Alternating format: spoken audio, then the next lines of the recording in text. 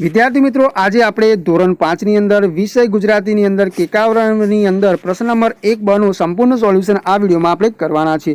આગળની વિડીયોમાં આપણે પ્રશ્ન નંબર 1 નું સંપૂર્ણ સોલ્યુશન કરી ચૂક્યા છીએ। જો તમે એ વિડીયો ન જોયું હોય તો આપણી ચેનલ ઉપર જઈને જોઈ શકો છો। હવે આપણે જોઈએ નીચેના પ્રશ્નના 2-3 વાક્યોમાં ઉત્તર લખો। પ્રકરણ 1 છે, એમાં પહેલો પ્રશ્ન છે, ડોલીના ઘરે જઈને ફિયોનાએ શું શું કર્યું? તેમાં આવશે, ડોલીના ઘરે જઈને ફિયોનાએ માળિયામાં કૂદકા માર્યા, મસ્તી તોફાન કરતાં કરતાં ખાધું, ધીંગા મસ્તી કરી, સંતા કુકડી રમી, હિંચકા ખાધા, આમ ખૂબ ધમાલ ચકડી અને આનંદ કલ્લોલ કર્યો। પ્રશ્ન નંબર 2 છે, રમત પૂરી થઈ ત્યારે ફિયોનાનો અવતાર કેવો હતો? તેમાં આવશે, રમત પૂરી થઈ ત્યારે ફિયોનાનો અવતાર જોવા જેવો હતો।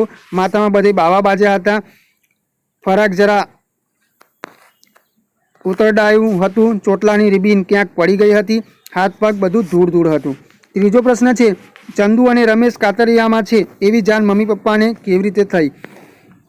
તેમાં આપણે લખીશું કે બિલાડીની બીક લાગતા ચંદુ અને રમેશે ચીસો પાડી, ચીસો સાંભળીને તેમના મમ્મી પપ્પા ત્યાં આવ્યા। આ રીતે ચંદુ અને રમેશ કાતરિયામાં છે એવી જાણ મમ્મી પપ્પાને થઈ।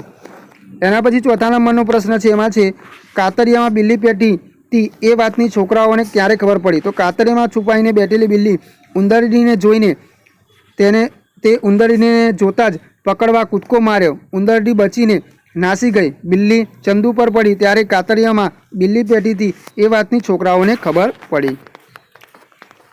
પ્રકરણ નંબર 2 છે, એમાં પહેલો પ્રશ્ન છે, બાળક વરસાદને ક્યારે ક્યારે બોલાવવા ઈચ્છે છે પછી શું થાય છે? બાળક વરસાદને બપોરે અને ઉનાળામાં બોલાવવા ઈચ્છે છે, પછી વરસાદ બપોરના બદલે સવારે આવે છે અને ઉનાળામાં ભાગ્યે જ આવે છે। એના પછી આગળનો બીજા નંબરનો પ્રશ્ન છે, એમાં છે, સામા પટેલના વાવેલા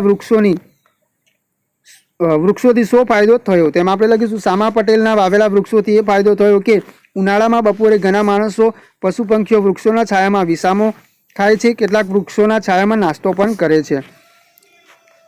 ત્રીજો પ્રશ્ન છે, ઉપરવાસમાં ખૂબ વરસાદ પડે ત્યારે શું થાય? શું થાય? તેમાં આપણે લખીશું કે ઉપરવાસમાં ખૂબ વરસાદ પડે ત્યારે ત્યાંના પાણીના વહેણથી નદી નાળા બંધ છલોછલ થઈ જાય, ક્યારેક નદીમાં પૂર આવે છે। પ્રકરણ નંબર 3 છે, એમાં પહેલો પ્રશ્ન છે, વર્ષિલ જાનકીબાઈને બીજી વાર મળવા શા માટે ગયો? તેમાં આપણે લખીશું, વર્ષિલે જાનકીબાઈને 1 કલાક પછી રિવરફ્રન્ટના મુખ્ય પ્રવેશદ્વાર પાસે મળવા કહ્યું હતું, તેથી તે સોમુને રિવરફ્રન્ટ પોલીસ સ્ટેશનમાં સોંપીને તે અંગેની જાણ કરવા જાનકીબહેનને બીજી વાર મળવા ગયો। એના પછી બીજો પ્રશ્ન છે, 24 જૂન શનિવારે સવારે વર્ષિલે રિવરફ્રન્ટ પર શું જોયું? તેમાં આપણે લખીશું, 24 જૂન શનિવારે સવારે વર્ષિલે રિવરફ્રન્ટ પર અનેક પ્રકારના તરાપા, હોડકા, મછવા અગાઉથી પ્રસ્થાન પુલ પાસે હારબંધ ગોઠવાઈ ગયેલા જોયા। સાબરમતીના બેઉ કાંઠા પર લોકોના બકઅપ બકઅપના અવાજ આવતા હતા। વર્ષિલ ચિત્ર દોરી રહ્યો હતો, તે દ્રશ્ય અને તેની વચ્ચે 2 મહિલાઓને આવેલી જોઈ। પ્રશ્ન નંબર 3 છે, એમાં છે, અળસિયાને કઈ વાતની મુશ્કેલી છે એને કારણે એને કેવી તકલીફ પડતી હશે? તો અળસિયાને એ વાતની મુશ્કેલી છે કે તેના પગ અને માથું એક સરખા દેખાય છે, એને કારણે એને પગની વસ્તુને બદલે માથાની અને માથાને બદલે પગની વસ્તુ મળતી હશે। પ્રશ્ન નંબર 4 છે, અળસિયું અને ડેટકો બેમાંથી તમને કોની તકલીફ મોટી લાગે છે અને કેમ? એમાં આપણે લખીશું કે અળસિયું અને ડેટકો બેમાંથી મને ડેટકાની તકલીફ મોટી લાગે છે, કેમ કે ડેટકાને છીંક, હેડકી કે ઉધરસ માટે એક જ ડ્રાઉ ડ્રાઉ અવાજ છે, તે પોતાની ખુશી કે દુઃખ કોઈને રજૂ કરી શકતો નથી। એના પછી હવે આપણે જોઈએ પ્રકરણ નંબર 4, એમાં પહેલો પ્રશ્ન છે, તડકાથી સૌથી વધુ કોણ ગભરાય છે અને કેમ? તેમાં આપણે લખીશું, તડકાથી સૌથી વધુ વસંતરાય ગભરાય છે, કેમ કે વસંતરાયની ચામડી એવી નાજુક છે કે પોષ મહિનાની મોડી સવારનો તડકો પણ એમનાથી ખમાતો ન હતો, તેમની ચામડી તળતળવા માંડતી। બીજો પ્રશ્ન છે, ઓછવલાલ પોતાના કાન વિશે શું કહેતા? તો એની અંદર આપણે લખીશું, ઓછવલાલ પોતાના કાન વિશે કહેતા, રાત દાડો આપણે જાગતા ને જાગતા હો રાજા, એક શહેર સરખો સંચાર થાય અડધી રાતે તોય એ મારા કાન બહાર જાય નહીં, હો મારા કાન કૂતરાથી એ ભારે બુંડા છે। પ્રશ્ન નંબર 3 છે, એમાં છે, આ ઓરડામાં આવતા ઓછવલાલે શું વિચાર્યું? તેમાં લખીશું કે ઓરડામાં આવતા ઓછવલાલે તડકામાં દાજીને મૃત્યુ પામેલા એક સાથે અનેક માણસોને યાદ કર્યા, તેમને આંખો મીચી વિચાર્યું કે બિચારા બહેરા ભાભી આ તલ્લીને પરણાવવાની અધૂરી ઈચ્છા સાથે જ મૃત્યુ પામશે, હે રામ।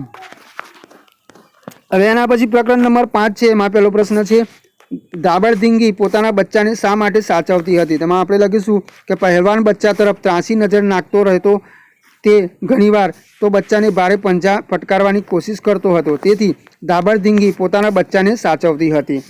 એના પછી પ્રશ્ન નંબર 2 છે, શિયાળામાં દાબરધીંગીની માતૃવૃત્તિ કેવી હતી અને કેમ? તેમાં આપણે લખીશું કે શિયાળામાં દાબરધીંગીની માતૃવૃત્તિ જોરદાર રહી ન હતી. બચ્ચા તેની બખોલમાં હોય ત્યારે જ તેમનો બચાવ તે કરતી, કેમ કે બચ્ચા હવે પોતાની ફિકર પોતે જ કરી લે એટલા મોટા થઈ ગયા હતા. તેઓ પીછો કરનારને થાપ આપીને સહેલાઈથી છટકી જતા. પ્રશ્ન નંબર 3 છે, એમાં છે રીંછની આફત કેવી રીતે દૂર થઈ? તેમાં આપણે લખીશું કે રીંછ સિંહને મધ ખવડાવવા મધપુડાના વનમાં લઈ ગયો. ત્યાં મધમાખીઓએ સિંહને આંખે, મોઢે, જીભે, હોઠે એમ આખા શરીર પર ડંખ માર્યા. મધમાખીના ડંખ સહન ન થતાં સિંહ ત્યાંથી બૂમ પાડીને ભાગી ગયો અને રીંછની આફત દૂર થઈ. તો વિદ્યાર્થી મિત્રો, આગળ નવી વિડીયોમાં આપણે ફરીથી નવા પ્રશ્નો સાથે મળીશું. જો ચેનલને સબસ્ક્રાઇબ ન કરી હોય તો ચેનલને સબસ્ક્રાઇબ કરવાનું ભૂલતા નહીં. આગળ નવી વિડીયોમાં આપણે નવા પ્રશ્નો સાથે ફરીથી મળીશું.